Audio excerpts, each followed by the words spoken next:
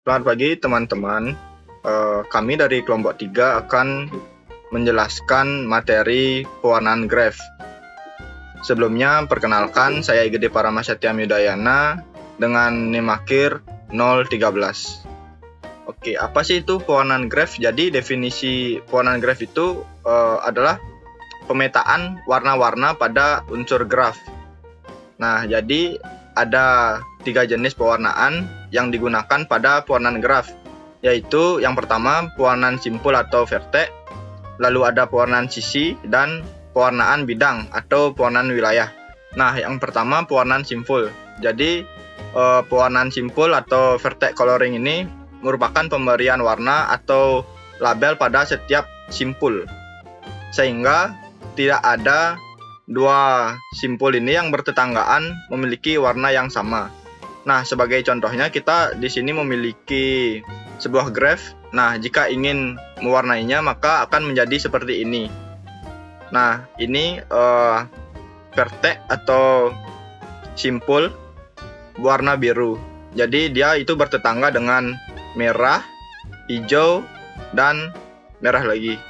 Nah, kalau ini dia nggak boleh, ini warna biru, ini harus beda warna dengan biru.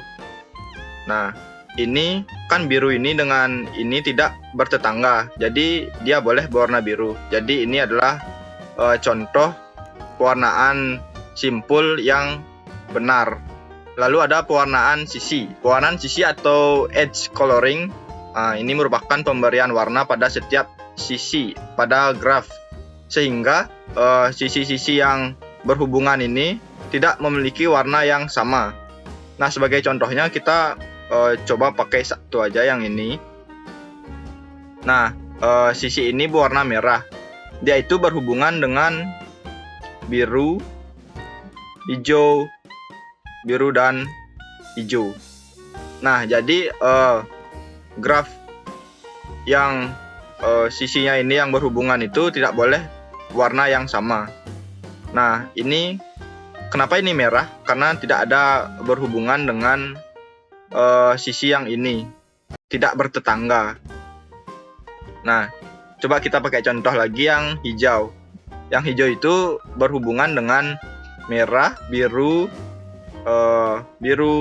merah, ungu, kuning, oranye. Nah, sehingga sisi-sisi ini tidak boleh berwarna hijau. Dan sisi ini yang berwarna hijau ini tidak berhubungan dengan sisi ini. Jadi dia boleh saja berwarna hijau. Selanjutnya ada pewarnaan bidang. Nah, pewarnaan bidang atau pewarnaan wilayah atau region coloring. Nah, ini merupakan pemberian warna pada setiap wilayah pada graf, sehingga tidak ada wilayah yang bersebelahan yang memiliki warna yang sama. Sama seperti yang sebelum-sebelumnya, pewarnaan vertex, pewarnaan sisi. Nah, ini juga sama. Kalau dia yang bertetangga, warnanya tidak boleh sama. Nah, penerapan pewarnaan graf ini di kehidupan nyata tuh contohnya untuk penjadwalan, untuk pengaturan lampu lalu lintas supaya tidak bertabrakan. Lalu ada untuk pemberian warna pada wilayah-wilayah di peta dan lain sebagainya. Ini saya Ida Bagus Gede Widyastana Buaskara dengan NIM akhir 097 akan menjelaskan pada bagian bilangan kromatik. Bilangan kromatik adalah jumlah warna minimum yang diperlukan untuk memberi label pada simpul-simpul atau vertex dalam sebuah graf, sehingga tidak ada simpul yang bersebelahan memiliki warna yang sama, dan bilangan kromatik dilambangkan dengan X dalam kurung G. Seperti yang terlihat dalam gambar berikut, terdapat graf yang memiliki 4 buah vertex yang berwarna berbeda pada setiap vertexnya. Graf ini dapat dirubah dengan cara vertex pertama dan juga vertex keempat ini dapat memiliki warna yang sama karena kedua vertex tersebut tidak terhubung satu sama lain. Demikian juga pada vertex 2 dan juga vertex 3 ini tidak terhubung satu sama lain, maka kedua vertex tersebut dapat memiliki warna yang sama. Maka dari itu graf dengan 4 vertex ini memiliki bilangan kromatik X dalam kurung G sama dengan 2. Bilangan kromatik. Jika G graf yang sederhana dan tidak memiliki loop, maka G disebut K correlable. Jika vertex-vertexnya dapat diberikan dengan K warna, sehingga tidak ada dua vertex yang bersebelahan berwarna sama. Jika G K colorable tapi tidak K-1 colorable, maka G dikatakan K kromatik. Dengan bilangan kromatiknya X dalam kurung G sama dengan K. Jika graf G dengan N vertex, maka bilangan kromatiknya lebih kecil sama dengan G. Dan apabila graf G memuat graf lengkap, karena sebagai subgraf, maka kromatiknya adalah G lebih besar atau sama dengan R dalam kurung XG, atau kromatik lebih besar atau sama dengan R. Oke, selanjutnya adalah bagian saya, tapi sebelum itu saya akan memperkenalkan diri. Nama saya Debagus Rizky Bramantia. Jadi dalam video kali ini saya akan menjelaskan yaitu penggunaan atau aplikasi dari perwarnaan graf dan teknik sorting. Nah, contoh penerapannya itu, jadi saya ngasih contohnya tuh pada kayak contoh yang mungkin akan bermanfaat sedikit pada kehidupan kita. Contohnya itu seperti berikut. Misalkan terdapat 4 produk yang dijual di sebuah platform e-commerce dan terdapat 7 pengguna yang telah membeli produk tersebut sebagai tabel berikut. Nanti tujuan kita tahunya ini itu nanti supaya tahu kita sebagai owner atau pembisnis, yaitu kalau kita bikin produk kita bakal merekomendasikan tuh produknya kemana aja. Nah, kita udah tahu soalnya. Yang pertama tuh kita bikin 4 titik, yang mana 4 titiknya tuh mewakili setiap produknya. Yang pertama produk A, B, C, dan D. Nah, produk A, kita lihat produk A terhubung sama apa? Produk D juga ya kan, pengguna pertama produk D, pengguna kedua juga ada produk D, pengguna ketiga produk B, pengguna ketujuh produk D. Jadi produk A ini selalu terhubung ke produk D. Nah, next, pada pengguna kedua dan ketiga dan ketujuh, produk A juga terhubung pada produk B, ya B, yang D kan udah kita tandain. Next, habis itu kita lihat selanjutnya ke produk B. Produk B pada sini itu produk B pada pengguna kedua nih dia terhubung sama produk A, berarti udah, dan juga dia terhubung sama produk D, berarti ini juga. Nah, tetapi kita lihat dari pengguna keempat, B-nya terhubung D sama B-nya ini ada terhubung dari C. Nah, produk B-nya ini tuh terhubung sama produk C dan juga produk D pada pengguna ke-6. Jadi kita perlu tambahin garis dari produk D ke produk C. Next, kita selanjutnya produk C. Nah, dari produk C-nya ini kan sebelumnya ini produk C-nya ini dia keterhubungan sama produk B pada pengguna ke-6 dan produk D pada pengguna ke-5 maupun ke-6. Nah, jadi kita hubunginnya ke B kan udah nih, jadi kita tinggal nambahin garis ke D aja. Nah, sebagai berikut, jadi dia udah keterhubung antara produk C dan produk D.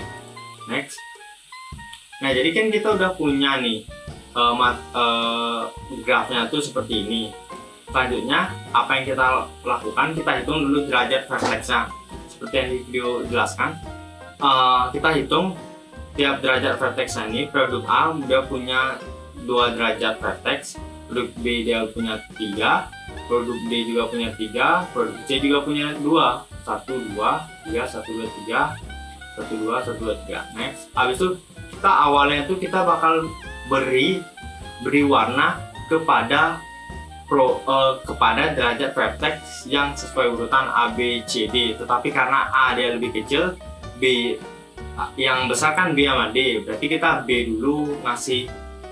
Nah, B nya kita kasih warna merah, terus kita lihat apakah yang nggak ada terhubung. Jadi semuanya terhubung, berarti kita next, kita bakal beri warna pada produk D.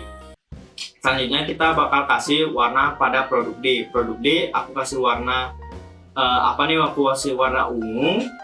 Apakah ada yang terhubung? Ternyata semua produk D terhubung pada semuanya. Kemudian selanjutnya adalah produk A. Ya, ini sebenarnya pada gambar tuh gini ya.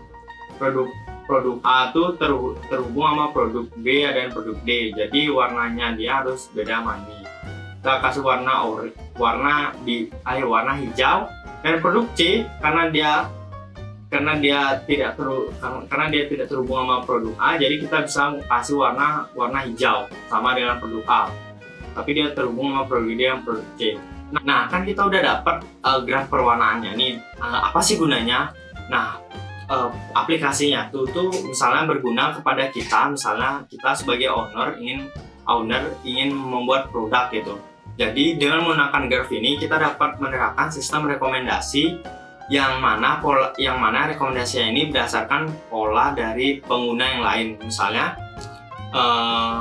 Misalnya jika pengguna telah membeli produk A dan produk D, maka sistem dapat merekomendasikan produk B. Produk C itu sering dibeli sama pengguna produk B maupun produk D. Nah, jadi kan dengan adanya grafnya ini itu kita jadi mempermudah gitu. Kalau misalnya kita jadi sebagai pemilik usaha, jadi kita bisa tahu bahwa penggunanya ini bakal lebih baik direkomendasiin produk apa. Mungkin karena dia sering orang yang beli produk C ini sama produk D, pasti direkomendasiin dia sama produk B karena dia sering beli produk C maupun produk D. Selanjutnya ada teknik sorting. Jadi di sini ada 3 teknik sorting.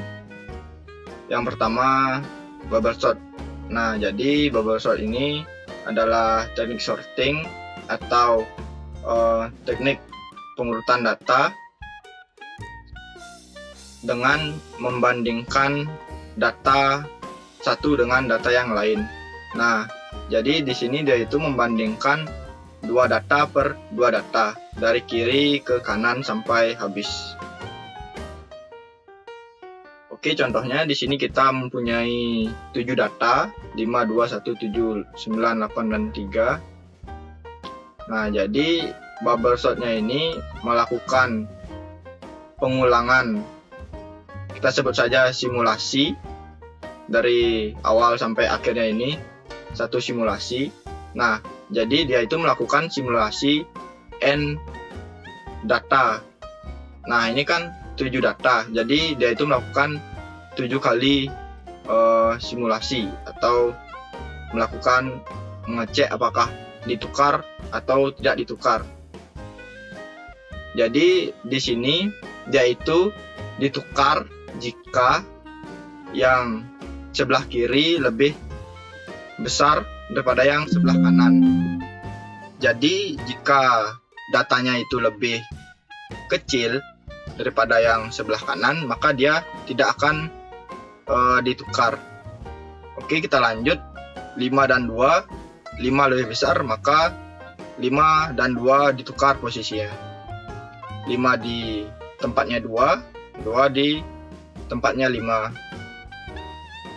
Terus begitu sampai akhir 2 data per 2 data. 5 dan 1, 5 lebih besar, maka 5 dan 1 ditukar. 5 dan 7, 5 lebih kecil, maka tidak ditukar. 7 dan 9 tidak ditukar karena 7 lebih kecil. 9 dan 8 ditukar. 9, 3 ditukar. Lalu 9. Nah, lalu kita lanjut ke simulasi kedua. 21 tukar, 25 tidak ditukar, 57, 78 tidak ditukar, 83 ditukar, 89 tidak ditukar. Terus seperti itu sampai simulasi ke 7. Nah, meskipun kita sudah mendapatkan hasilnya di simulasi kelima, ini sudah berurut, tidak ada yang perlu lagi ditukarkan. Ini loopnya terus sampai N data. Ini kan 7, maka simulasinya sampai 7 kali. Nah, selanjutnya ada keuntungan dan kekurangannya. Jadi keuntungannya itu bubble sort ini, proses perhitungannya itu merupakan metode yang paling sederhana karena cuman membandingkan data yang lebih besar dan lebih kecil. Jika lebih besar, maka dia akan pindah posisi. Lalu algoritma bubble sort ini mudah dipahami langkah atau tahapan dalam pengurutan data sangat sederhana. Lalu kekurangannya itu ada proses perhitungan bubble sort ini menggunakan metode pengurutan termasuk paling tidak efisien, walaupun dianggap sederhana. Karena proses pengurutan datanya itu dilakukan dengan tahapan satu-satu, mulai dari kiri lalu sampai data terakhir di sebelah kanan. Nah, kenapa dibilang tidak efisien? Karena jika kita mempunyai banyak data atau punya data dalam jumlah yang besar, maka proses perhitungannya itu akan semakin lama dan lambat. Karena proses pengurutannya itu secara tunggal. Nah, lalu yang terakhir, sebenarnya masih banyak, tetapi di sini saya hanya mencantumkan 3. Jumlah pengulangan akan tetap sama sampai ke data yang terakhir, walaupun sebagian data yang ada telah terukur. Nah, ini yang saya sebutkan tadi, jumlah pengulangannya itu akan tetap sama sampai ke terakhir. Seperti yang tadi kan ada 7 data. Nah, pengulangannya itu tetap sampai loop ke-7 meskipun datanya itu sudah berurut. Oke, selanjutnya kita akan mengimplementasikan bubble sort yang tadi ke dalam codingan. Ini yang sudah kami buat kemarin. Jadi pertama itu ada integer dv, variabel untuk menyimpan nilai sementara dari elemen ke i-nya ini. Lalu ada for, ini untuk melintasi setiap elemen dari 1 sampai jumlah vertex. Lalu ada for kedua, ini untuk membandingkan elemen i dan j. Lalu ada if. Nah, ini kondisi untuk perbandingannya. Jika i lebih kecil daripada elemen j, maka dilakukan perbandingan. Lalu lanjut ke dv. Jika i lebih kecil daripada elemen j, maka elemen nilai yang ada di indeks 1 elemen i-nya ini akan disimpan sementara di variabel dv. Lalu indeks 1 elemen ke j nilainya akan dipindahkan ke indeks 1 elemen ke i. Lalu nilai tadi yang indeks 1 elemen i-nya ini dipindahkan ke indeks 1 elemen ke j, sehingga sekarang nilai yang ada di elemen i ini lebih besar daripada yang j. Ini juga sama, di bawahnya dv simpan, ini simpan di dv, lalu ini ditukar, lalu nilai yang i ini disimpan di j. Langsung kita coba saja programnya.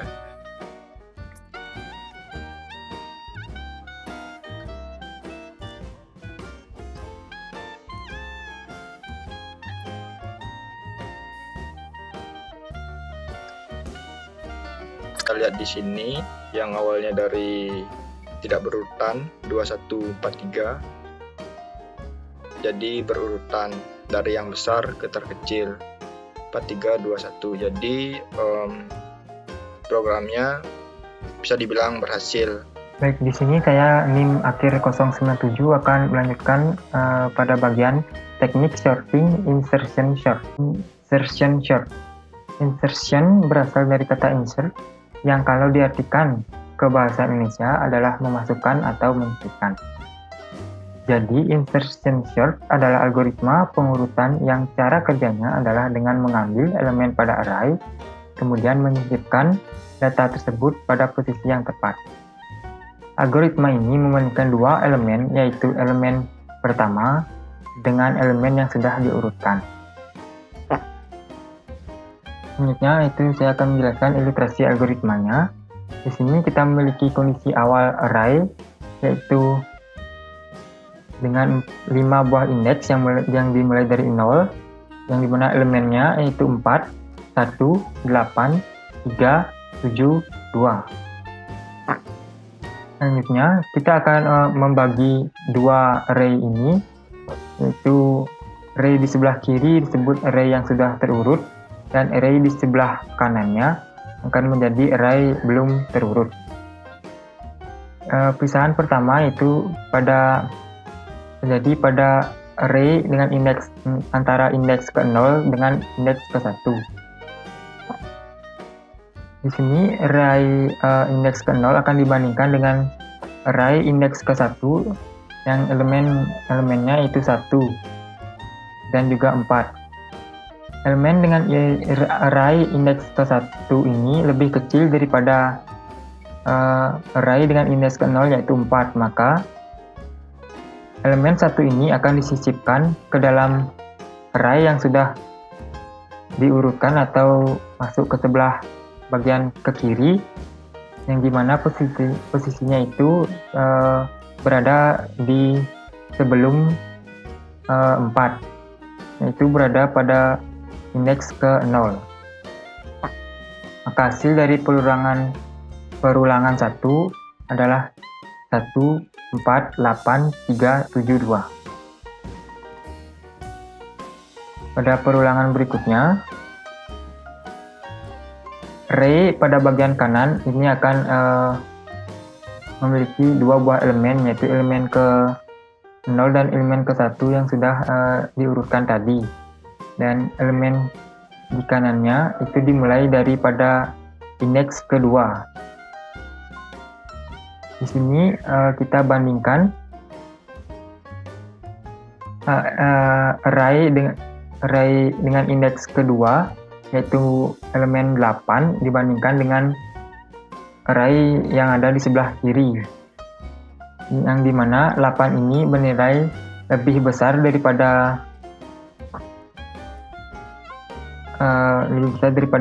nilai indeks ke-1 pada array di sebelah kiri, itu bernilai 4, maka nilai 8 ini akan masuk ke dalam array di sebelah kiri yang sudah diurutkan dengan posisi setelah angka 4. Itu tetap berada di posisi array dengan indeks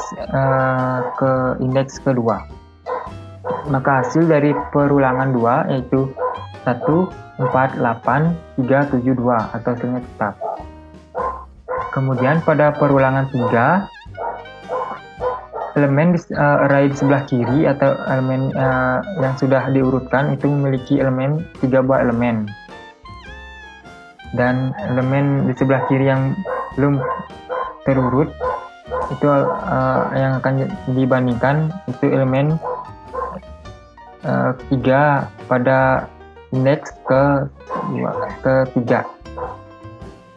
Karena indeks ketiga ini bernilai 3 dan dibandingkan dengan array di sebelah kirinya itu lebih kecil daripada indeks ke-2 dan juga indeks ke-1, maka posisi 3 ini akan masuk ke dalam array di sebelah kiri atau array yang sudah diurutkan ini pada posisi yang seharusnya disisipkan ke array di sebelah kiri atau array yang sudah diurutkan ini pada posisi yang seharusnya, yaitu posisi setelah 1 dan sebelum 4, yaitu pada indeks ke-1.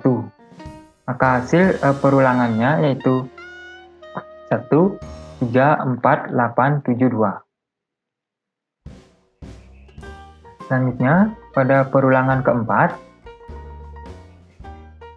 array di sebelah kiri ini memiliki array yang sudah terurut memiliki elemen 4 buah elemen, dan elemen di kanan yang belum terurut yang akan dibandingkan yaitu pada indeks ke-4 yang bernilai 7. Nilai 7 ini lebih kecil daripada indeks ke-3 yaitu 8, maka 7 ini akan disisipkan dalam array yang sudah terurut atau dimasukkan ke sebelah kiri dengan posisi setelah 4 dan juga sebelum 8, yaitu pada indeks ketiga. Maka hasil perulangan keempat yaitu 1, 3, 4, 7, 8, 2. Pada perulangan kelima atau perulangan yang terakhir, elemen array di sebelah kiri yang sudah terurut memiliki 5 buah elemen, dan tersisa 1 elemen saja pada elemen yang kanan yang akan dibandingkan. Elemen terakhir kelima ini memiliki nilai kedua, yang dimana dibandingkan dengan indeks keempat yang bernilai 8, nilai 2 ini lebih kecil. Maka indeks kelima elemen 2 ini akan dimasukkan atau disisipkan ke dalam elemen sebelah kiri atau array yang sudah diurutkan dengan posisi setelah 2 sebelum 3, yaitu pada indeks ke-1. Maka hasil dari perulangan kelima yaitu 1, 2, 3, 4, 7, 8. Baik, di sini saya NIM097 akan menjelaskan coding insertion sort. Pertama, kita akan melakukan perulangan for yang dimulai dari indeks ke-1. Kemudian kita akan melakukan deklarasi variabel lokal. Itu variabel yang pertama, pasangan i sama dengan array derajat underscore vertex dalam kurung i, yang dimana pasangan ini merupakan struct yang digunakan untuk menyimpan pasangan nilai derajat dan juga nomor vertexnya. Kemudian deklarasi selanjutnya yaitu integer g sama dengan i dikurangi 1. Di bawahnya terdapat perulangan while dengan kondisi g lebih besar atau sama dengan 0 dan array derajat underscore vertex dalam kurung j atau indeks j pointer nilai itu lebih kecil daripada i pointer nilai, yang dimana array derajat underscore vertex dalam kurung j pointer nilai ini akan berfungsi sebagai nilai yang berada di sebelah kiri atau nilai yang sudah terurut, dan nilai ini akan berfungsi sebagai nilai yang berada di sebelah kanan, nilai yang belum terurut seperti yang sudah saya jelaskan tadi. Kemudian jika kondisi while ini terpenuhi, maka array derajat underscore vertex dengan indeks j plus 1 itu sama dengan derajat array derajat underscore vertex dengan indeks j. Kemudian j itu akan dikurangi 1. Setelah perulangan while ini selesai, maka selanjutnya array derajat underscore vertex dengan indeks j plus 1 tadi akan diubah kembali menjadi i. Kemudian selanjutnya ini merupakan fungsi untuk menampilkan vertex yang urutan vertex dari yang terbesar sampai yang terkecil, menampilkan ke layar. Baik, di sini saya akan mencoba mencompile dan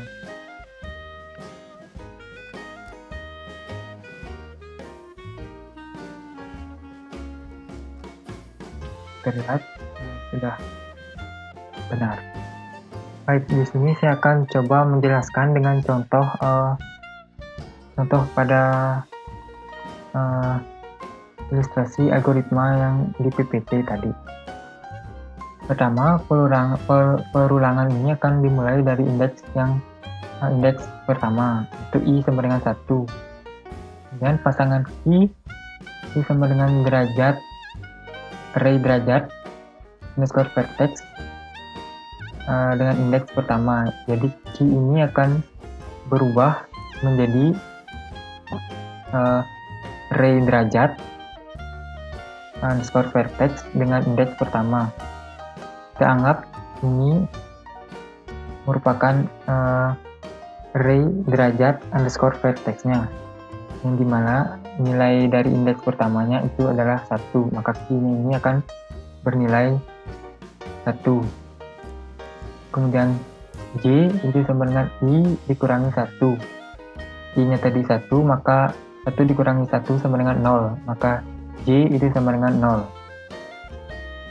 Kemudian masuk ke dalam perulangan while dengan kondisi J itu sama dengan 0 tadi, maka 0 itu lebih besar atau sama dengan 0 sudah terpenuhi, dan array derajat underscore vertex dengan indeks J atau 0 yaitu 4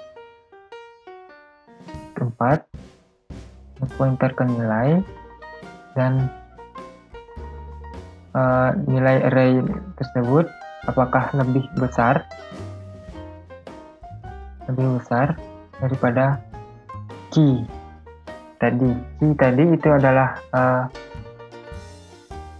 array derajat underscore vertex dengan indeks pertama yaitu 1, dan di sini itu adalah 4.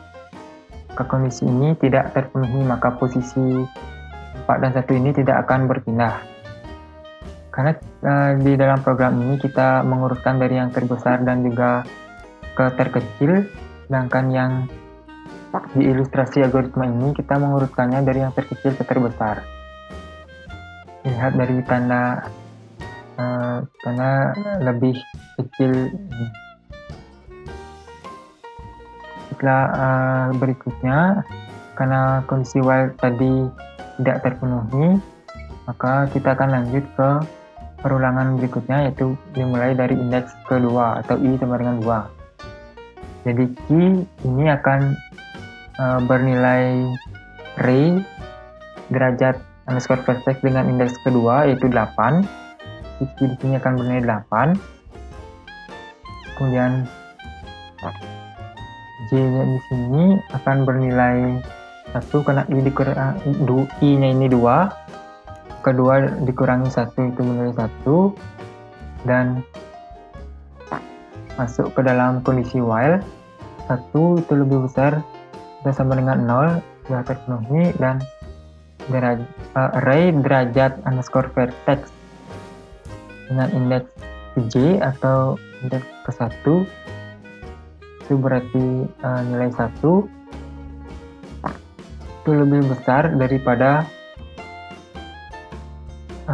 key, lebih besar daripada key ini sendiri itu adalah 8, maka kondisi while ini terpenuhi.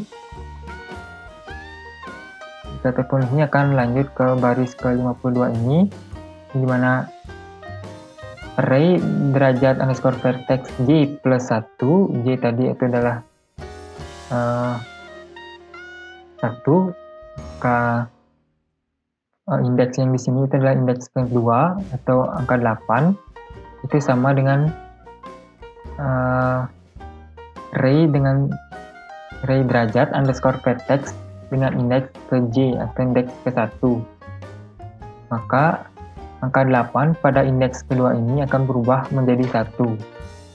Jadi pada kondisi while yang pertama itu akan menjadi 4, 1, 1. Indeks ke 1 dan indeks kedua ini akan bernilai sama, yaitu bernilai 1.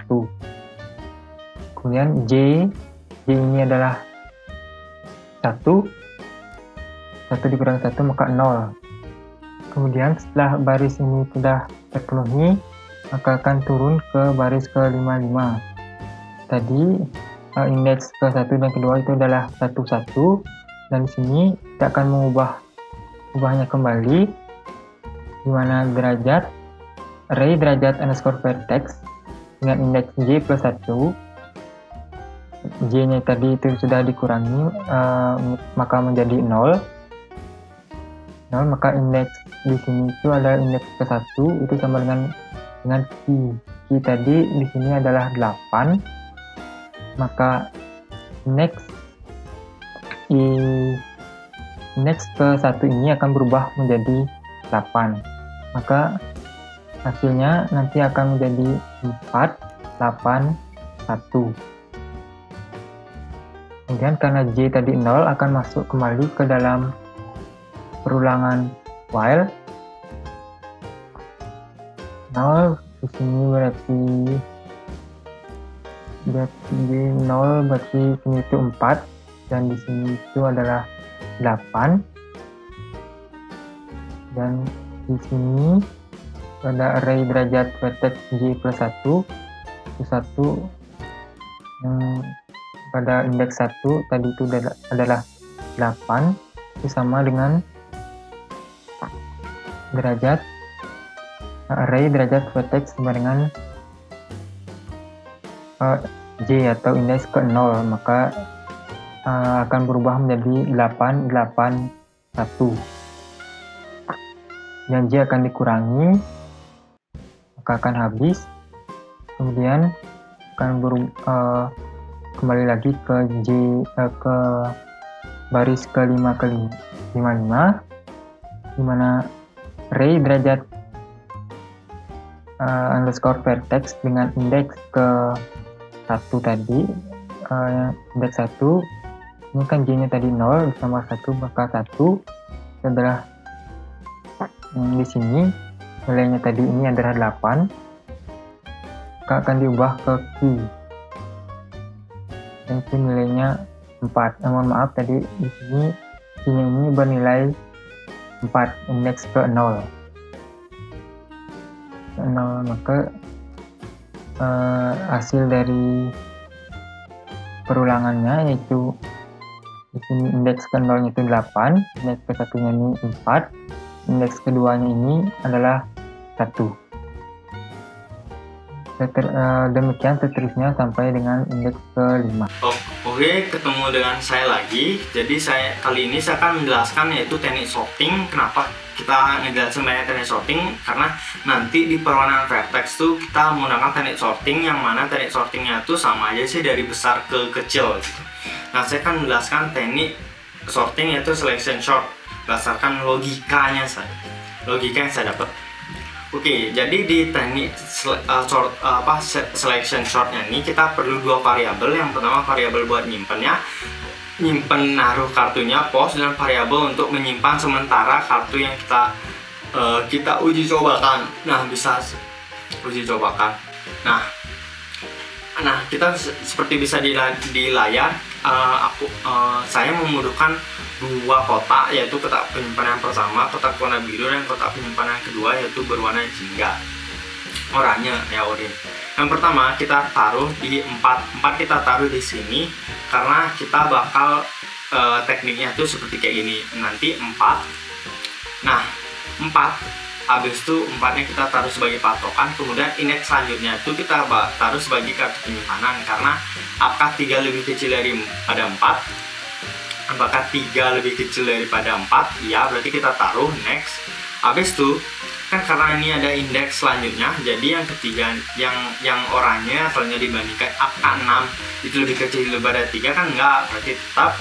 Apakah 2 itu lebih kecil dari 3? Ya, berarti selanjutnya ini bakal diganti, ditaruh ke posisi awal, dan 2-nya bakal ganti posisi 3. Nah, ngecek lagi, apakah 5 itu lebih kecil daripada 2? Enggak, berarti ini kita tinggal taruh 4 kartu nomor 4 ini di posisi nomor 2. Nomor 2 nya ini kita taruh pada posisi nomor 4, yaitu posisi paling depan. Nah, selanjutnya berarti ini posisi indeks pertama ini udah dikunci kan, selanjutnya kita pindah kepada indeks dengan 2. Dan yang ketiga ini kita masukin ke kotak biru.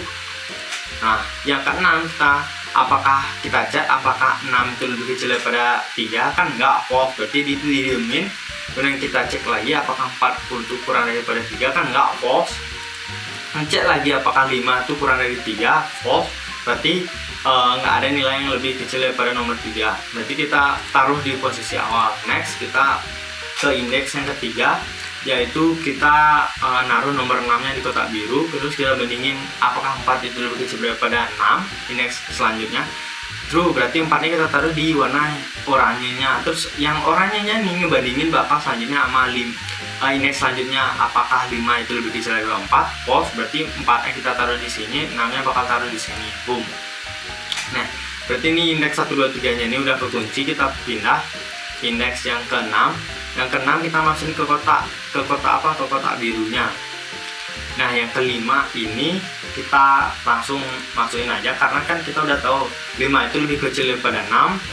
Jadi kan aksinya true, jadi kita taruhin 5 di posisi setelah 4, kemudian namanya di akhir. Nah, jadi teknik selection sort itu seperti kayak itu. Jadinya kita perlu 2 variabel buat nyimpen sementaranya. Nah, selanjutnya saya akan menjelaskan di codingannya. Oke, sebenarnya tuh codingannya tuh sama aja dari sebelumnya codingannya, tapi ini ngelanjutin dari codingan sebelumnya. Kan kita udah sebelumnya itu kan kita udah mengetahui hitung derajat vertexnya. Nah, jadi dari derajat vertexnya tuh kita tinggal ngurutin aja yang dari yang derajat vertex tertinggi, yang nilainya terbesar paling atas, selanjutnya vertex terkecil. Nah, codingannya tuh seperti berikut aja sebenarnya. Nah, dimulai dari yang ini nih. Jadi urutan selection sortnya tuh, jadi kan karena di sini kita harus nyimpen hasilnya itu ke dalam array x nih. Jadi kita simpan sementara. Jadi loopnya ini juga yaitu untuk mengisi array di setiap array di x tuh dari setiap vertex yang sebelumnya tuh kita udah dapat menghitung dari vertex 1. Nah, sebenarnya itu fungsi utamanya itu pada ini sih, di sini nih, fungsi untuk menyelesaikan selection sortnya. Nah, seperti yang udah dijelaskan sebelumnya, yaitu kita perlu 2 variabel, yaitu saya namain temporary dan post. Nah, sementara yaitu variabel ini digunakan untuk seperti yang tadi, yaitu untuk menyimpan variabel sementara. Yaitu pertama, perulangan pertamanya ini digunain untuk ngulangin sebanyak vertexnya.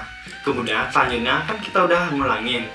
Nah, kita selanjutnya di codingannya tuh kita perlu biar indeks pertamanya tuh temporary sama post pertama tuh dipakai dari indeks yang pertamanya tuh derajat vertex yang pertama. Makanya kita tandain x ini sebagai A, berarti dia derajat vertex pertama, postnya juga A menyimpan. Nah, selanjutnya kan kita udah dapat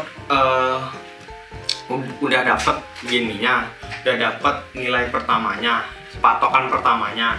Nah, kita perlu perulangan kedua yang mana loopnya itu tuh bakal mengisi, loopnya itu bakal digunain untuk menilai derajat, untuk menilai indeks pertama ke indeks selanjutnya. Nah, seperti yang dijelaskan, loopnya ini itu untuk mengisi setiap elemen posisi pertamanya itu, apakah dia lebih kecil maupun lebih besar. Nah, lebih besar sama lebih kecil ya kita lihat dari sini. Yang if x kan ini kan kita inisialisasiin supaya beda aja. Kalau i ntar agak bingung, maka saya bedain. Nah, x yang b nya nih, indeks ke b nya nih, kita lebih besar karena tadi kan lebih kecil. Tadi kan urutannya dari kecil ke besar, jadi sekarang dari besar ke kecil. Nah, jadi apakah indeks ke b nya ini lebih besar daripada indeks yang pertama, time-nya nih, yang di sini ya nih. Nah, lebih besar atau sama. Jadi nanti kalau lebih besar didiemin, yang lebih besar tuh diambil, yang lebih kecil tuh bakal dipindahin ke belakang gitu deh. Nah, sama aja copy time-nya ini kita selanjutnya dari B-nya nih, terus postnya ini kita indeksnya selanjutnya ke indeks ke B-nya nih, indeks yang keduanya tuh kita ulang, terus nah di perulangannya ini kita tandai lagi balik, kita post lagi x indeks ke postnya tuh kita samain lagi ke A karena kita mau posisi ini tuh pertama, menukar derajat pada posisi sementara kepada derajat A. Misalnya kan tadi indeks derajat vertex pertama kita tukar yang pertama, kalau yang kedua A nya udah jadi 2, mungkin yang ketukar kedua. Sama juga ini menukar nilai derajat pada posisi A dengan nilai derajat sementara seperti 2 tadi, yaitu Nah, habis itu untuk nampilinnya tuh kita tinggal sama aja sih buat nampilinnya tuh kayak gini. Jadi kita tinggal print, tampilkan produk vertexnya tuh. Jadi for pertama ini buat baris, for kedua ini juga buat kolom. Terus kita di perulangannya ini aja kita cek if-nya nih, kita cek digunakan untuk mengecek apakah vertexnya tuh sama dengan derajat dalam urutannya. Kalau sama, dia bakal ngeprint derajat vertex ke urutan ketiga, ke pertama, kedua, ketiga itu adalah berapa derajat vertexnya. Nah, J plus 1 ini plus 1 nya ini karena ini kan 0. Nah, yang di atasnya itu J sama dengan 0 karena kan kita vertexnya itu kan dari 1, 2, 3, 4, bukan dari 0, 1, 2, 3. Secara gambarnya kayak itu. Nah, X nya ini kita ngitung dari kan derajatnya ini kita dapat. Nah, derajatnya ini min 1 nya nih buat nandain apakah vertexnya tuh telah ditampilkan atau belum. Nah, apa banyak, langsung kita compile aja.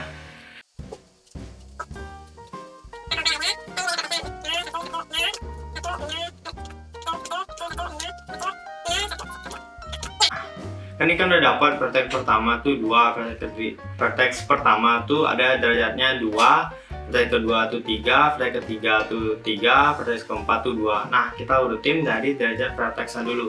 Nah, vertex kedua tuh urutannya itu adalah kan 3, berarti kita taruh yang paling atas, yang tertinggi. Kemudian vertex ketiga kita taruh, dan jadi dengan vertex pertama dan keempat. Nah, jadi itu aja penjelasan dari teknik selection shortnya. Nanti teknik sortingnya ini itu bakal dipakai untuk buat perwarnaan vertexnya. Nanti bakal dijelaskan untuk teman saya. Perkenalkan, nama saya Pugo Zohir Raksuma Putra dengan NIM akhir 085. Pada kesempatan ini saya akan menjelaskan tentang salah satu algoritma pewarnaan graf, yaitu Wells-Powell. Algoritma Wells-Powell adalah sebuah metode pewarnaan graf yang digunakan untuk memberikan warna pada simpul-simpul dalam sebuah graf sedemikian rupa, sehingga tidak ada dua simpul yang terhubung oleh satu sisi memiliki warna yang sama. Algoritma Wells-Powell ini memiliki 4 langkah. Yang pertama, urutkan simpul-simpul dari graf G dalam urutan derajat yang menurut. Urutan ini mungkin tidak unik karena beberapa simpul mungkin mempunyai derajat yang sama. Langkah kedua, yaitu gunakan satu warna tertentu untuk mewarnai simpul pertama. Secara berurut, setiap simpul dalam daftar yang tidak berelasi dengan simpul sebelumnya diwarnai dengan warna ini. Langkah ketiga, ulangi langkah 2 di atas untuk simpul dengan urutan tertinggi yang belum diwarnai. Langkah keempat, ulangi langkah 3 di atas sampai semua simpul dalam daftar terwarnai.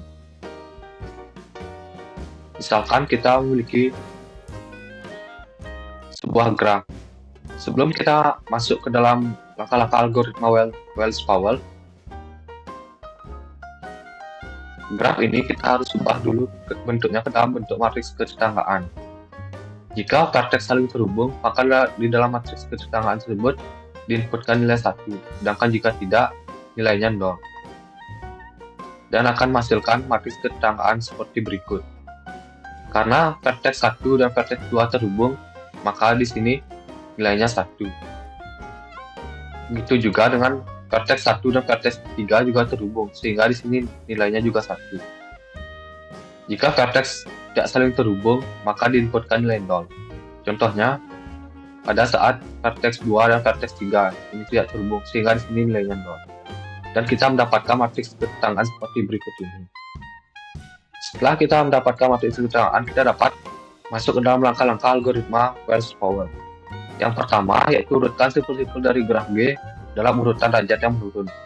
Sebelum kita mengurutkan simpul-simpul atau vertex ini, kita harus mencari derajat dari masing-masing vertex.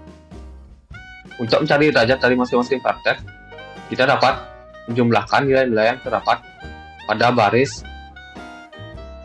matriks ketetanggaan ataupun nilai-nilai pada kolom di dalam matriks ketetanggaan.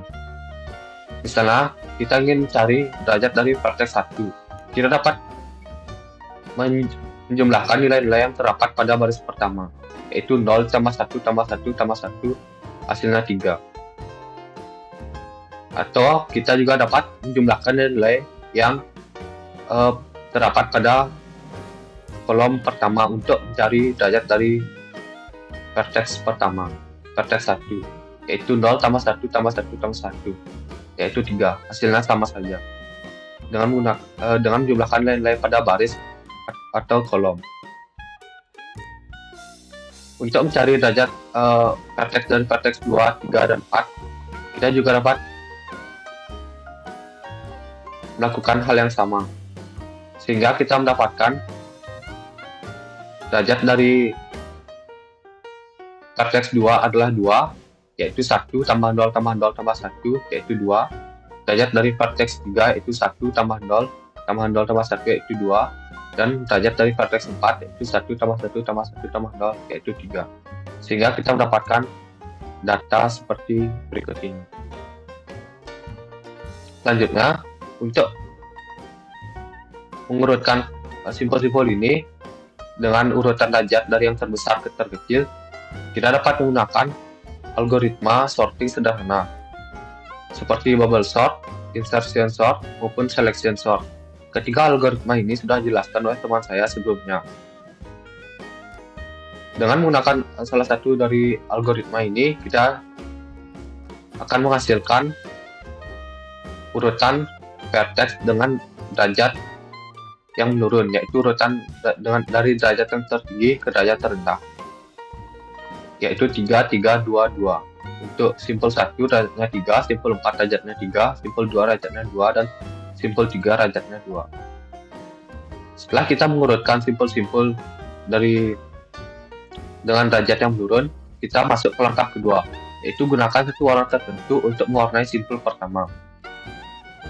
Simpul pertama dengan derajat tertinggi yaitu simpul 1 yang berderajat 3. Kita bisa memberikan warna pada simpul 1 ini yaitu dengan warna 1. Selanjutnya, secara berurut, setiap simpul dalam daftar yang tidak berelasi dengan simpul sebelumnya diwarnai dengan warna ini. Jika ada simpul yang tidak terhubung dengan simpul 1, maka kita dapat mewarnai simpul tersebut dengan warna yang sama dengan warna simpul 1. Sedangkan jika ada simpul yang terhubung dengan simpul 1, maka kita tidak bisa warnanya dengan warna yang sama dengan warna simpul 1, yaitu warna 1. Selanjutnya kita cek satu-satu untuk simpul 2. Untuk simpul 2 ini terhubung dengan simpul 1, sehingga kita tidak bisa memberikannya warna 1. Tidak bisa memberikan simpul 2 ini dengan warna 1. Selanjutnya itu vertex 3. Vertex 3 terhubung dengan vertex 1, sehingga vertex 3 kita tidak bisa memberikannya dengan warna 1. Begitu juga dengan vertex 4. Ini terhubung dengan vertex 1, sehingga vertex 4 ini kita tidak bisa memberikannya dengan warna 1. Selanjutnya, ulangi langkah ketiga, yaitu ulangi langkah 2 di atas untuk simpul dengan urutan tertinggi yang belum diwarnai. Dan ulangi langkah ketiga di atas sampai semua simpul dalam daftar terwarnai. Jadi selama ada simpul yang belum terwarnai, maka kita ulangi langkah kedua ini sampai semua simpul atau vertex ini memiliki warna. Selanjutnya, simpul yang memiliki derajat tertinggi yang belum diwarnai yaitu simpul 4 dengan berderajat 3. Simpul 4 ini kita bisa beri warna dengan warna 2. Kita tidak bisa memberikan warnanya simpul 4 ini atau vertex 4 ini dengan warna 1 karena vertex 1 ini terhubung dengan vertex 4, sehingga kita harus memberikannya warna yang berbeda. Dan kita memberikan warna simpul vertex 4 ini dengan warna 2. Selanjutnya kita cek simpul vertex 2 ini terhubung dengan vertex 4, sehingga kita tidak bisa memberikannya warna yang sama dengan kita tidak bisa memberikan vertex 2 ini warna yang sama dengan vertex 4. Begitu juga dengan vertex 3. Vertex 3 terhubung dengan vertex 4, sehingga vertex 3 kita tidak bisa memberikan warna dengan warna yang sama dengan vertex 4 karena vertex 3 dan vertex 4 ini terhubung. Selanjutnya, simpul dengan derajat tertinggi yang belum diwarnai, yaitu simpul 2 yang berderajat 2.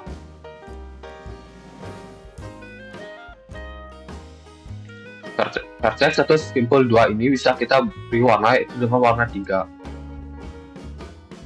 Karena vertex 2 ini tidak terhubung, karena vertex 2 ini terhubung dengan vertex 1 dan vertex 4, sehingga tidak bisa diberikan warna sama dengan vertex 1 atau vertex 4. Sehingga vertex 2 ini kita beri warna dengan warna 3. Karena vertex 2 ini tidak terhubung dengan vertex 3, maka kita bisa beri warna vertex 3 ini sama warnanya dengan vertex 2. Karena vertex 2 dan vertex 3 ini tidak terhubung. Karena semua simpul atau vertex sudah memiliki warna, maka langkah-langkah algoritma Wells-Powell ini sudah selesai. Dan untuk mewarnai graf ini, kita memerlukan 3 warna, yaitu untuk vertex 1 dengan warna 1, vertex 2 dengan warna 3, vertex 3 dengan warna 3, dan vertex 4 dengan warna 2. Baik, selanjutnya kita akan mencoba untuk mengimplementasikan algoritma Wells-Powell ini dalam pemrograman bahasa C. Yang pertama yaitu file header. Selanjutnya kita mendeklarasikan variabel. Yang pertama ada variabel jumlah vertex dengan yang bertipe integer. Ini berfungsi untuk menyimpan informasi tentang jumlah vertex yang akan diinputkan oleh user. Selanjutnya ada variabel ij yang bertipe integer. Ini digunakan dalam perulangan. Selanjutnya ada variabel a yang dengan array 2 dimensi 100 x 100. Ini berfungsi sebagai matriks ketetanggaan. Selanjutnya ada variabel d dengan array 2 dimensi 100 x 2 yang berfungsi untuk menyimpan informasi tentang derajat vertex dan informasi tentang vertex. Untuk di1 ini akan berfungsi untuk menyimpan informasi tentang derajat vertex ke i, sedangkan di0 akan berisi informasi tentang vertex ke i. Selanjutnya ada variabel t yang bertipe integer. Ini berfungsi untuk menyimpan nilai sementara dalam pewarnaan vertex, dan ada variabel w yang bertipe integer untuk menyimpan informasi warna vertex dari setiap vertex. Selanjutnya ada printf program matriks ketetanggaan, dan selanjutnya kita meminta user untuk masukkan jumlah vertex dan kita simpan dalam variabel jumlah vertex.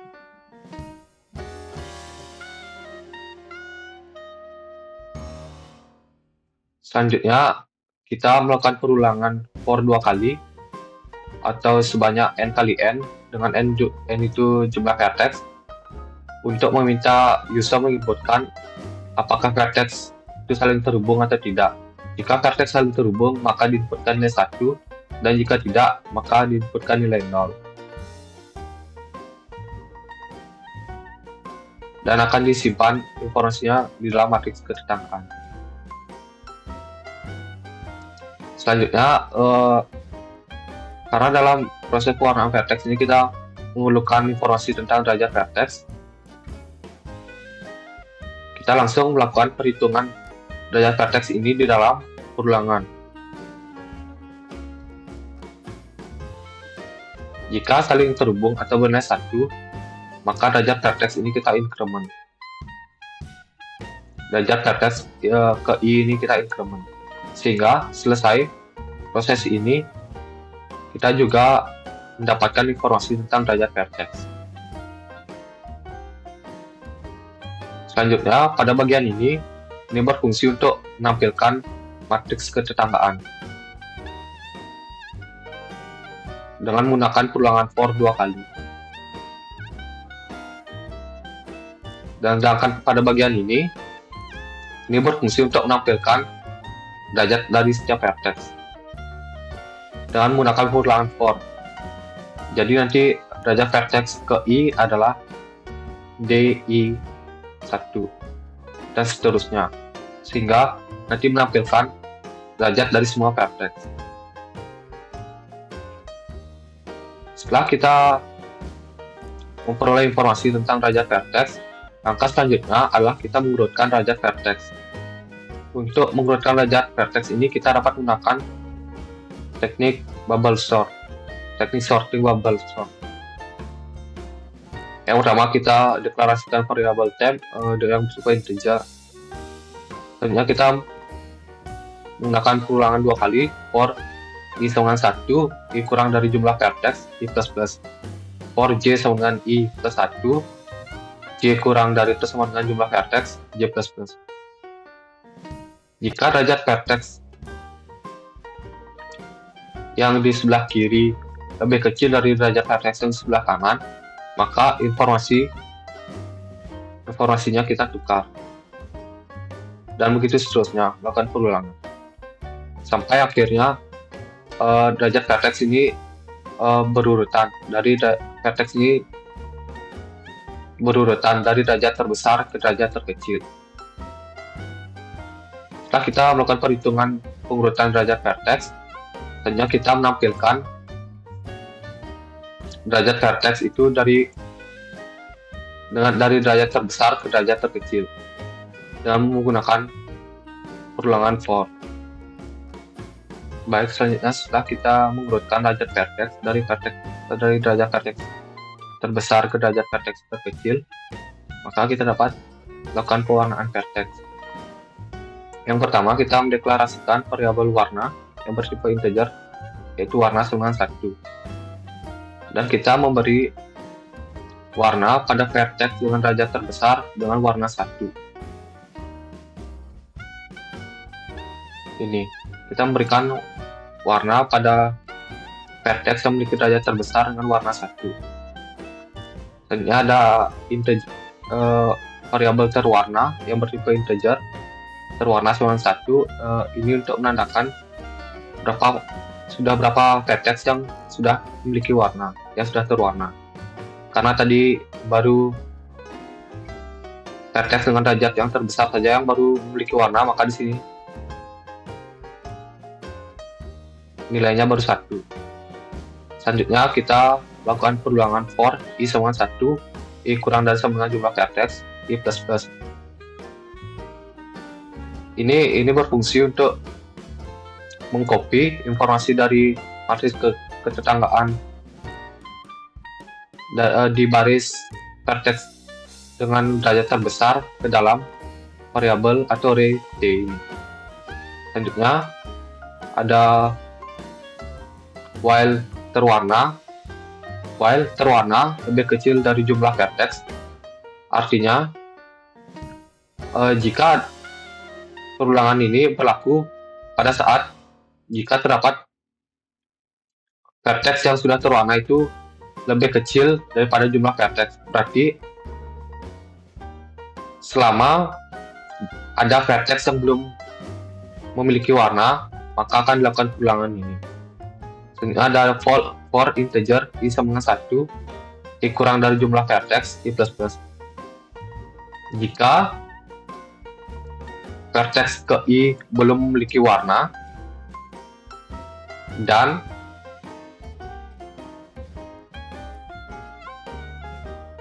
array T pada indeks ke i ini masih bernilai 0, maka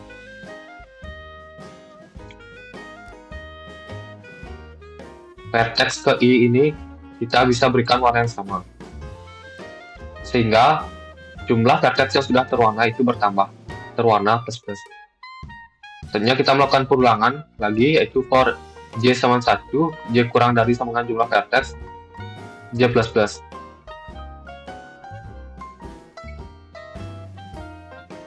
Jika array T tadi itu masih sama dengan 0, maka array T ini kita tambahkan dengan matriks ketetanggaan pada indeks ke matriks ketetanggaannya. Selanjutnya kita memperoleh, selesai perulangan for i ini, warnanya kita tambahkan Setelah itu kita melakukan perulangan for integer j sama 1, j kurang dari sama dengan jumlah vertex, j plus plus. J array t sama dengan 0. Ini berfungsi untuk mereset variabel atau array j ini menjadi 0, karena array t ini hanya untuk menyimpan nilai sementara pada saat pewarnaan vertex, sehingga direset kembali menjadi 0 dan akan dilakukan perulangan kembali selama ada vertex yang belum terwarna. Maka perulangan ini akan terus berjalan sampai semua vertex itu memiliki warna. Setelah itu, ini berfungsi untuk menampilkan warna dari vertex.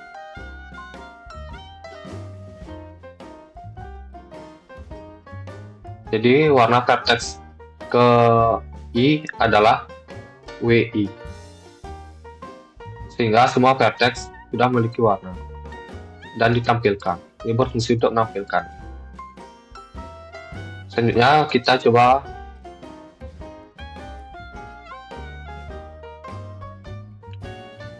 run. Apakah perhitungan manual yang kita lakukan hasilnya sama? Yang pertama, masukkan jumlah vertex yaitu 4.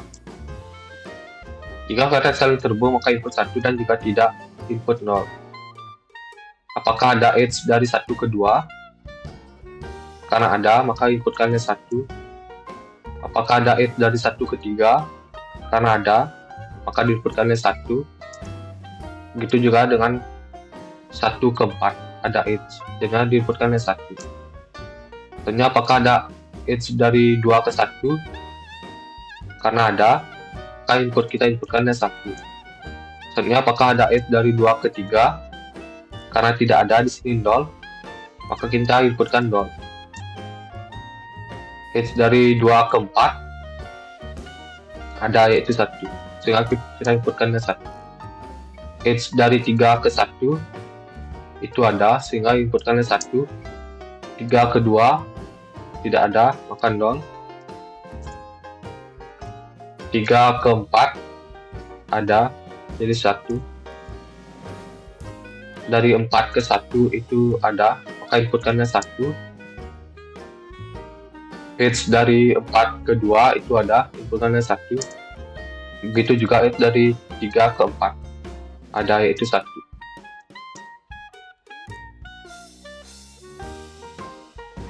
Sehingga outputnya kita mendapatkan matriks ketetanggaan.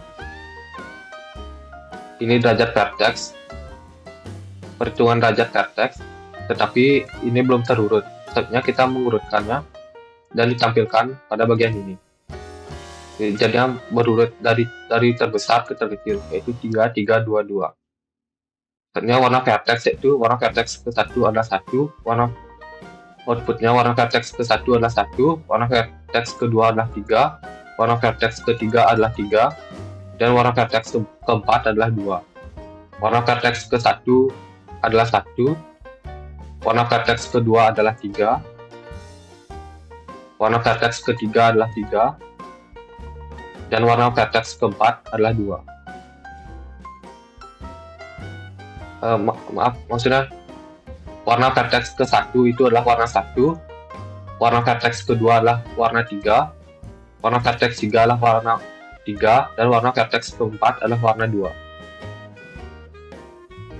Jadi hasil pada perhitungan manual dan program ini sudah sesuai.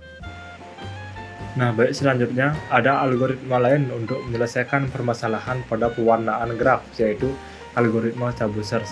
Jadi apa sih itu algoritma table search ini? Yaitu algoritma ini merupakan salah satu algoritma untuk menyelesaikan masalah pewarnaan pada graf. Algoritma table search merupakan suatu metode optimasi yang berbasis pada pencarian solusi tetangga dan memori lokal. Proses pencariannya adalah dengan bergerak dari satu solusi ke solusi berikutnya dan berusaha untuk mencari solusi tetangga yang lebih baik dari solusi yang ada saat ini. Selain itu, memori lokal digunakan untuk mencatat langkah-langkah pencarian yang pernah ditemui. Jika langkah pencarian tersebut pernah ditemui tidak baik atau tabu, algoritma tabu search akan mengabaikan langkah tersebut, namun langkah itu akan digunakan untuk menuntun dalam pencarian selanjutnya. Nah, selanjutnya apa sih kelebihan dari algoritma tabu search ini? Mengapa algoritma ini bisa digunakan untuk mengatasi permasalahan dalam pewarnaan vertex pada graf? Yaitu tabu search ini memiliki keunggulan dalam fleksibilitas struktur memori yang memungkinkan proses pencarian terus dilakukan meskipun solusi terbaik telah ditemukan. Struktur memori ini juga memastikan bahwa tidak ada proses pencarian yang diulang, sehingga waktu komputasi dapat berpendek, terutama saat menangani jumlah data yang besar. Nah, selanjutnya ini merupakan flowchart dari algoritma tabu search pada pewarnaan graf, yaitu dimulai dari mewarnai titik secara acak dulu. Setelah pewarnaan titik secara acak, lanjut ke decision selanjutnya, yaitu memenuhi kriteria atau tidak. Jika warna-warna tersebut memenuhi kriteria, yaitu tidak ada konflik di antara warna-warna tersebut, maka proses tersebut bisa langsung diselesaikan. Namun jika ada konflik pada warna tersebut, lanjut ke proses selanjutnya, yaitu membangkitkan solusi baru. Setelah membangkitkan solusi baru, lanjut lagi ke decision selanjutnya, yaitu menentukan apakah dia tabu atau tidak. Jika warna-warna tersebut ada yang tabu, kembali lagi ke bangkitkan solusi baru. Namun jika warna tersebut tidak tabu, maka lanjut ke proses selanjutnya, yaitu tambahkan dalam tabu list. Jadi warna-warna tersebut akan ditambahkan ke tabu list untuk menyelesaikan menuju proses ke selanjutnya, yaitu solusi optimal tercapai. Nah di sini dicek lagi apakah solusi optimalnya itu tercapai atau tidak. Jika solusi yang tersebut tidak tercapai, maka kembali lagi ke proses bangkitkan solusi baru. Namun jika warna-warna tersebut telah tercapai, maka itu akan lanjut lagi ke proses selanjutnya, yaitu menerapkan solusi optimal pada graf. Nah, setelah menerapkan solusi optimal pada graf, dicek lagi warna-warnanya apakah ada konflik atau tidak. Jika warna-warna tersebut masih ada konflik, maka proses tersebut akan kembali ke bangkitkan solusi baru. Namun jika warna tersebut tidak ada konflik, maka warna tersebut bisa diselesaikan. Nah, selanjutnya setelah membuatkan contoh untuk melakukan percobaan algoritma tabu search ini, yaitu untuk menyelesaikan permasalahan pewarnaan pada vertex. Nah, dimulai dari step 1, yaitu dengan menggunakan langkah-langkah yang telah saya sebutkan sebelumnya, yaitu yang pertama dengan mewarnai titik secara acak. Warnaan titik dilakukan secara bebas dengan syarat seluruh simpul memiliki warna masing-masing. Nah, dalam warnaan ini yaitu ditentukan dulu warnanya, dan sebelumnya saya telah menentukan warnanya yaitu 3 warna. Jadi dengan 3 warnanya ini, algoritma tersebut melakukan pewarnaan secara bebas, misalkan semua titiknya itu memiliki warna masing-masing. Setelah dilakukan pewarnaan, lanjut ke step selanjutnya, yaitu menentukan apakah solusi awal memenuhi kriteria solusi yang diharapkan. Solusi awal dengan melakukan pengacakan pada warna tidak memenuhi kriteria yang diharapkan. Dalam hal ini terdapat 2 simpul bertetangga yang memiliki warna yang sama, yaitu simpul 1 dan simpul 4 dan simpul 3 dengan simpul 0. Simpul 1 dan simpul 4 memiliki sama-sama warna merah, dan simpul 0 dengan simpul 3 memiliki sama-sama warna, yaitu warna biru. Nah, dengan demikian lanjut lagi ke proses selanjutnya, yaitu step ketiga. Jika terjadi konflik, ada titik yang bertetangga dengan warna yang sama. Nah, ini kan ada konflik nih di antara 1 dan 4, dan 0 juga 3, dengan 3 juga ada konflik. Dan membangkitkan solusi baru dari solusi yang didapat dengan melakukan move penggantian warna.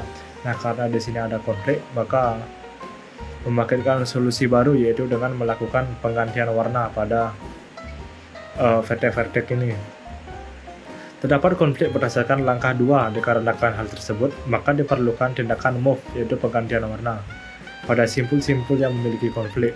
Solusi yang dimiliki adalah karena warna yang ditentukan tadi adalah 3 warna, yaitu maka solusi yang dimiliki adalah warna merah, warna biru, dan warna kuning. Nah, lanjut ke proses selanjutnya, yaitu menyimpan solusi yang tidak tabu dalam tabul list dan mengabaikan solusi yang tabu. Solusi yang tidak tabu untuk konflik pada simpul 4 dan 3 adalah warna biru untuk vertex 4 dan warna merah untuk vertex 3. Jadi mengapa demikian? Dikarenakan simpul 4 ini bertetangga dengan simpul 1 yang berwarna merah dan simpul 3 yang berwarna biru. Solusi-solusi tidak tabu yang telah didapatkan dimasukkan ke dalam tabul list. Hal itu diperlukan untuk menentukan solusi yang optimal. Nah, lanjut ke proses selanjutnya, yaitu proses kelima, memilih solusi optimal dari tabul list. Nah, tadi kan sudah jelaskan di sini solusi yang tidak tabu itu yaitu warna biru untuk vertex 4 dan warna 3 untuk dan warna merah untuk vertex 3. Dikarenakan simpul 4 ini bertetangga dengan simpul 1 yang memiliki warna merah, jadi warna 4 ini tidak boleh berwarna merah lagi.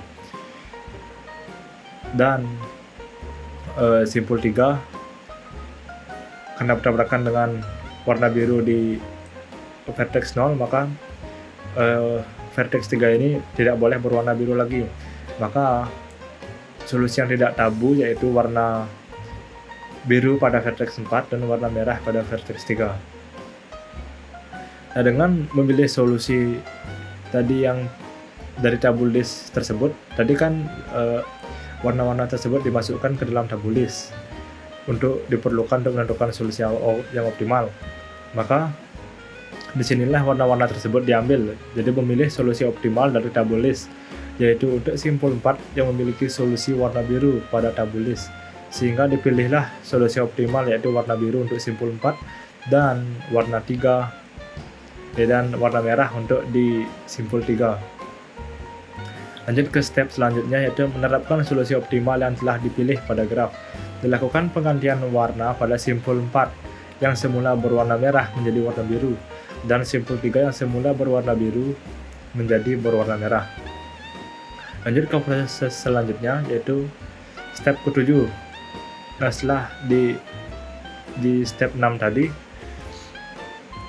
itu masih ada proses selanjutnya, yaitu proses pengecekan lagi yang berbunyi jika masih terdapat konflik, proses akan kembali ke langkah 3. Jika tidak, proses bisa diselesaikan. Nah, setelah dilakukan pengecekan, tidak ada konflik yang terjadi karena seluruh simpul yang bertetangga telah memiliki warna-warna yang unik. Di sini tidak ada konflik dan di sini juga tidak ada konflik. Dan dengan demikian, proses tersebut bisa diselesaikan. Bagaimana implementasi algoritma ini? Yaitu di sini saya telah mengimplementasikan algoritma ini di dalam bahasa pemrograman C, yaitu pertama-tama seperti biasa dimulai dari menginisialisasi variabel global dulu. Selanjutnya itu membuat fungsi untuk mengecek apakah pemberian warna pada sebuah vertex tersebut aman. Jadi di dalam fungsi ini akan memeriksa apakah pemberian warna pada sebuah vertex tersebut aman, artinya tidak menimbulkan konflik dengan tetangga yang memiliki warna yang sama. Fungsi ini melakukan iterasi untuk setiap tetangga dari vertex yang sedang dipertimbangkan dan memeriksa apakah ada tetangga yang sudah memiliki warna yang sama dengan warna yang akan diberikan. Jika ada, fungsi akan mengembalikan false, namun jika tidak ada warna tetangga yang memiliki warna yang sama atau bertabrakan, fungsi akan mengembalikan true. Nah, setelah proses di atas, lanjut lagi ke fungsi di bawahnya, yaitu fungsi untuk menghitung jumlah konflik dalam pewarnaan. Nah, di dalam fungsi ini akan menghitung jumlah konflik dalam pewarnaan. Konflik terjadi ketika terdapat dua vertex yang terhubung dan memiliki warna yang sama. Istilah mudahnya itu ya ada bertabrakan itulah. Nah, jadi di fungsi ini akan melakukan iterasi untuk setiap pasangan vertex dalam graf. Dan jika dua vertex tersebut terhubung dan memiliki warna yang sama, maka jumlah konflik akan bertambah dan fungsi akan membalikan jumlah total konflik dalam pewarnaan konflik plus dan di return konflik. Nah, selanjutnya setelah proses ini lanjut ke fungsi untuk menghasilkan solusi acak. Nah, di dalam fungsi ini akan menghasilkan solusi acak dengan memberikan warna acak pada setiap vertex. Fungsi ini mengiterasi melalui setiap vertex dalam graf dan memberikan warna acak dengan menggunakan fungsi run jumlah warna. Ini akan menghasilkan pewarnaan awal yang acak sebelum dimulainya proses pencarian solusi dengan algoritma tableau search yang akan dituliskan di bawah ini. Jadi ini merupakan fungsi intinya, yaitu fungsi tableau search ini. Jadi di dalam fungsi ini pertama-tama seperti biasa menginisialisasi variabel terlebih dahulu. Nah, selanjutnya yaitu dengan memanggil fungsi hasil acak untuk menghasilkan solusi awal secara acak dan menghitung jumlah konflik untuk solusi awal tersebut. Nah, setelah pemanggilan fungsi ini dilanjutkan lagi dengan iterasi, yaitu dengan iterasi menggunakan loop while untuk melakukan iterasi tableau search. Iterasi akan berlanjut selama belum mencapai jumlah iterasi maksimum, max iteration, dan masih ada konflik dalam solusi saat ini. Dan selanjutnya yaitu membangkitkan solusi tetangga.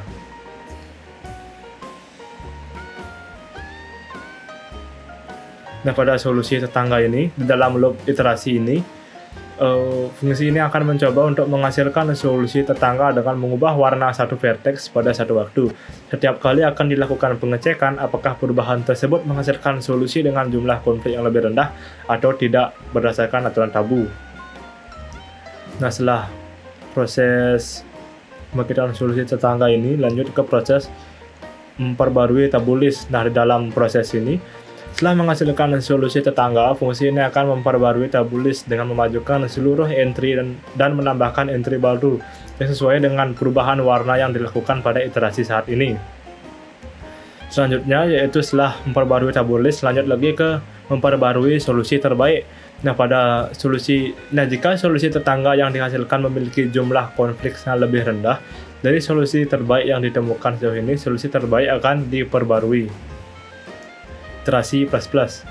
Nah, selanjutnya setelah memperbarui solusi terbaik yaitu dengan mencetak hasil. Dan jika pewarnaan ditemukan, itu akan di-print pewarnaan ditemukan, dan jika tidak, itu akan di-print tidak ditemukan pewarnaan. Itu di sini menggunakan if else. Nah, selanjutnya di integer main ini itu tinggal mendefinisikan edge-nya saja, itu 0 apabila dia tidak terhubung dan 1 bila dia terhubung. Nah, jadi tinggal pemanggilan fungsi-fungsinya saja. Nah, jadi ini adalah hasil programnya. Coba kita run ulang lagi, kita clear dulu. Nah, ini adalah hasilnya, yaitu di sini telah disebutkan bahwa warna 2 yaitu mewakili warna biru, warna 1 mewakili warna merah, warna 0 memiliki warna kuning. Nah, ini sesuai ya dengan graf yang warna-warna vertex pada graf yang telah saya jelaskan tadi di PPT, yaitu vertex 0 diwarnai dengan warna biru, vertex 0 dengan warna biru, vertex 1 diwarnai dengan warna merah, vertex 1 dengan warna merah, vertex 2 diwarnai dengan warna 0, 2 diwarnai dengan 0, itu 3 dengan warna merah, dan 4 warna biru. Nah, 3 ini warna merah, dan 4 ini warna 2 yaitu warna biru, berarti sesuai. Baik, sekian dari saya, terima kasih. Baik, sebelumnya perkenalkan, nama saya Gede Dimas Putra Pratama dengan NIM akhir 007. Di sini saya akan menjelaskan salah satu teorema lagi, yaitu teorema Brooks yang pada algoritma pewarnaan graf. Jadi, teorema Brooks ini merupakan teorema yang mempertajam batas atas penentuan bilangan kromatik. Teorema ini menyatakan bahwa setiap grafik yang derajat maksimum delta yang tidak memuat grafik lengkap pada delta plus 1 simpul. Nah, lalu apa hubungannya dengan pewarnaan graf? Teorema ini berkaitan dengan pewarnaan vertex dalam graf. Teorema ini memberikan batas atas jumlah warna yang dibutuhkan untuk mewarnai setiap vertex dalam sebuah graf, asalkan graf tersebut memenuhi kondisi-kondisi tertentu. Teorema Brooks menyatakan bahwa untuk sebuah graf sederhana atau graf yang tidak memiliki multi-edge atau loop, yang tidak lengkap dan tidak memiliki siklus dengan panjang lebih dari 2, jumlah warna yang dibutuhkan untuk mewarnai semua vertex dalam graf tersebut tidak akan melebihi derajat maksimum dari vertex yang ada di graf tersebut. Ini bermakna bahwa jika graf memenuhi kondisi-kondisi yang diberikan oleh teorema Brooks, maka kita dapat membatasi jumlah warna yang dibutuhkan untuk pewarnaan vertex dalam graf tersebut. Dengan demikian, teorema Brooks berguna untuk memberikan batas atas jumlah warna yang diperlukan untuk mewarnai graf tertentu. Nah, dalam konteks implementasi algoritma pewarnaan graf, pengetahuan tentang teorema Brooks dapat digunakan untuk memperkirakan jumlah warna yang dibutuhkan untuk mewarnai graf, terutama untuk graf yang memenuhi kondisi-kondisi yang diberikan oleh teorema Brooks tersebut.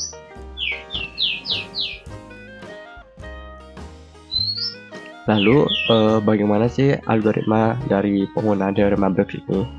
Nantinya, kita akan memverifikasi kondisi graf terlebih dahulu, di mana verifikasi pada graf ini harus memenuhi beberapa syarat pada teorema Brooks. Yang ini pertama, graf harus sederhana, yakni tidak memiliki multi-edge atau loop. Yang kedua, graf tidak boleh lengkap. Dan yang ketiga, graf tidak boleh memiliki siklus dengan panjang lebih dari 2. Lalu dilakukan penghitungan derajat maksimum. Jika graf memenuhi semua syarat tersebut, maka dilakukan penghitungan derajat maksimum dari semua vertex dalam graf. Derajat maksimum ini akan menjadi batasan atas jumlah warna yang dibutuhkan untuk mewarnai graf sesuai dengan teorema Brooks. Lalu selanjutnya penghitungan jumlah warna. Nah, jumlah warna minimum yang dibutuhkan untuk mewarnai graf adalah derajat maksimum yang ditambah 1. Ini karena setidaknya satu warna tambahan diperlukan untuk memastikan bahwa setiap vertex terhubung dengan vertex yang sama memiliki warna yang berbeda. Lalu, pewarnaan graf. Setelah jumlah warna minimum diperoleh, lakukan pewarnaan vertex sesuai dengan aturan berikut. Pertama, pilih vertex dengan derajat tertinggi sebagai vertex awal, lalu berikan vertex tersebut warna pertama. Kemudian beri warna yang berbeda pada setiap vertex yang belum diberi warna, dan pastikan bahwa vertex yang terhubung tidak memiliki warna yang sama. Yang terakhir, lakukan langkah-langkah tersebut hingga semua vertex dalam graf telah diberi warna. Nah, berikut merupakan contoh programnya. Nah, pada program ini pertama kita akan deklarasikan graf. Ini merupakan matriks ketetangan yang mempresentasikan graf. Lalu kita mendeklarasikan variabel untuk menyimpan jumlah vertex. Nah, pada program ini nantinya bentuk graf atau bentuk matriksnya sudah tersimpan pada program.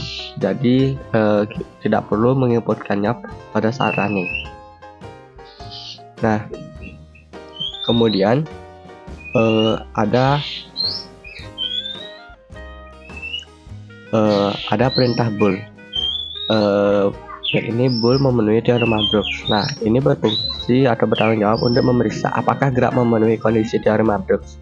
Namun, implementasi dari jumlah ini tidak disediakan dalam kode yang diberikan, hanya ada komentar yang menandakan bahwa kondisinya harus memenuhi sejumlah persyaratan tertentu.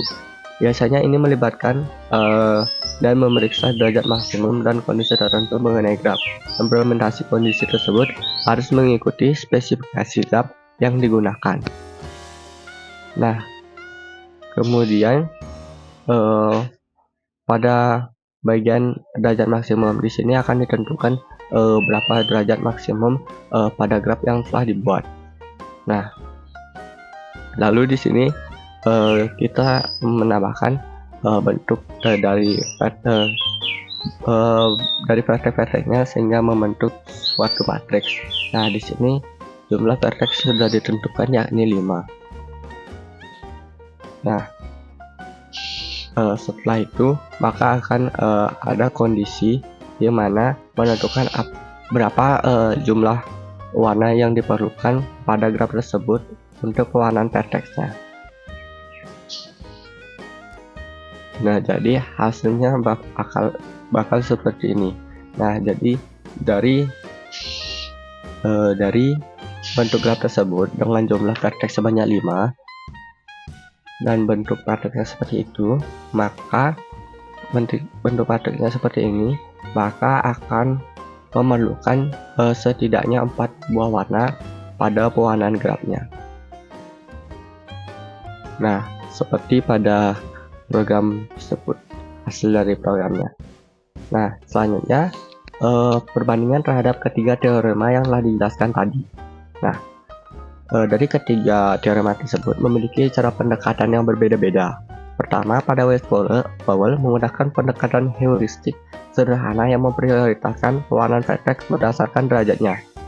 Vertex dengan derajat tertinggi akan diwarnai terlebih dahulu sehingga meminimalkan kemungkinan terjadinya konflik.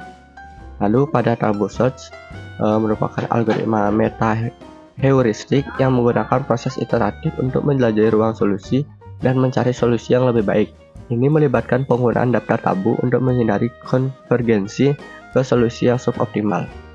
Nah, yang terakhir yaitu teorema Brooks, di mana memberikan batasan atas jumlah warna yang diperlukan untuk pewarnaan graf berdasarkan struktur graf dengan syarat-syarat tertentu. Nah, pada pendekatan ini lebih teoritis dan memberikan estimasi atas jumlah warna minimum yang diperlukan. Lalu pada tingkat kompleksitasnya, pada West-Powell, kompleksitasnya algoritma ini tergantung pada implementasi spesifiknya, tetapi cenderung memiliki kompleksitas yang lebih rendah dibandingkan dengan algoritma pencarian yang lebih canggih seperti Tabu Search. Nah, pada Tabu Search memiliki kompleksitas yang lebih tinggi karena melibatkan proses iteratif yang kompleks, termasuk pembaruan tabu list, evaluasi solusi tenaga, dan penanganan konflik. Lalu pada teorema Brooks, yaitu pendekatan ini memiliki kompleksitas yang relatif rendah karena hanya melibatkan analisis struktur strata graf. Nah, untuk memeriksa apakah graf memenuhi syarat-syarat teorema Brooks. Lalu pada keuntungan dan keterbatasan dari ketiga teorema ini, yakni pada West-Powell mudah diimplementasikan dan seringkali memberikan solusi yang cukup baik dalam waktu yang singkat. Namun tidak selalu menghasilkan pewarnaan yang optimal dan kinerjanya dapat terpengaruh oleh urutan vertex. Nah, yang kedua yakni Tabu Search dapat menemukan solusi yang lebih baik secara kualitas dibandingkan dengan pendekatan heuristik sederhana seperti West-Powell, namun memerlukan penyesuaian parameter yang cermat dan memiliki kompleksitas yang lebih tinggi. Nah, pada teorema Brooks memberikan batasan atas jumlah warna yang dibutuhkan untuk data tertentu yang merupakan informasi yang lebih berguna dan dalam menganalisis graf, namun tidak semua graf memenuhi syarat-syarat teorema Brooks. Nah, jika melihat dari segi efisiennya, ketiga teorema ini sebenarnya efisien pada beberapa kasus tertentu, di mana pada beberapa kasus algoritma yang lebih sederhana seperti West-Powell mungkin dianggap lebih efisien dalam hal waktu eksekusi dan kesederhanaan implementasi. Algoritma ini cenderung bekerja dengan baik untuk graf-graf dengan struktur yang cukup terorganisir dan terlalu kompleks. Nah, pada Tabu Search memiliki kompleksitas yang lebih tinggi dan memerlukan penyetelan parameter yang lebih cermat, dapat memberikan solusi yang lebih baik secara kualitas dalam beberapa kasus. Ini karena algoritma ini mampu menjelajahi ruang solusi secara lebih ekstensif dan memberikan solusi secara bertahap melalui iterasi.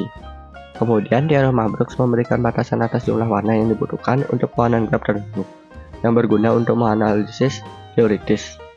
Namun itu bukan algoritma dalam arti konvensional sehingga tidak dapat diklasifikasikan secara langsung sebagai lebih atau kurang efisien dalam arti sama dengan West-Powell atau Tabu Search. Jadi di antara ketiga teorema tersebut, semua tergantung pada kebutuhan spesifik masalah, sifat graf yang diproses, dan persyaratan solusi yang diinginkan. Nah, sehingga teorema tersebut tergantung pada beberapa konteks pada permasalahan yang akan diselesaikan. Nah, dari ketiga teorema tersebut, manakah yang terbaik? Nah, dari ketiga teorema tersebut, seringkali teorema West-Powell dan teorema Brooks lebih sering digunakan dalam praktiknya, terutama karena sifat-sifat khusus yang mereka miliki dan kesederhanaan implementasinya, di mana pada Wave Power digunakan ketika sifat graf memungkinkan pengurutan simpul sesuai dengan derajatnya. Sering digunakan dalam konteks aplikasi yang membutuhkan solusi cepat dan relatif untuk dipahami. Nah, ini cocok untuk graf yang tidak perlu tidak terlalu kompleks atau tidak memiliki batasan spesifik pada jumlah warna yang digunakan. Lalu pada teorema Brooks digunakan ketika batasan atas pada jumlah warna yang dibutuhkan diinginkan, berguna untuk menghitung estimasi awal terhadap jumlah warna yang dibutuhkan dalam beberapa kasus. Sering digunakan dalam analisis teoritis atau untuk mengevaluasi batasan atas pada kinerja algoritma pewarnaan graf. Nah, Tabuset meskipun kuat dan dapat menemukan solusi yang lebih baik, dalam beberapa kasus seringkali lebih kompleks untuk diimplementasikan dan memerlukan penyesuaian parameter yang lebih cepat.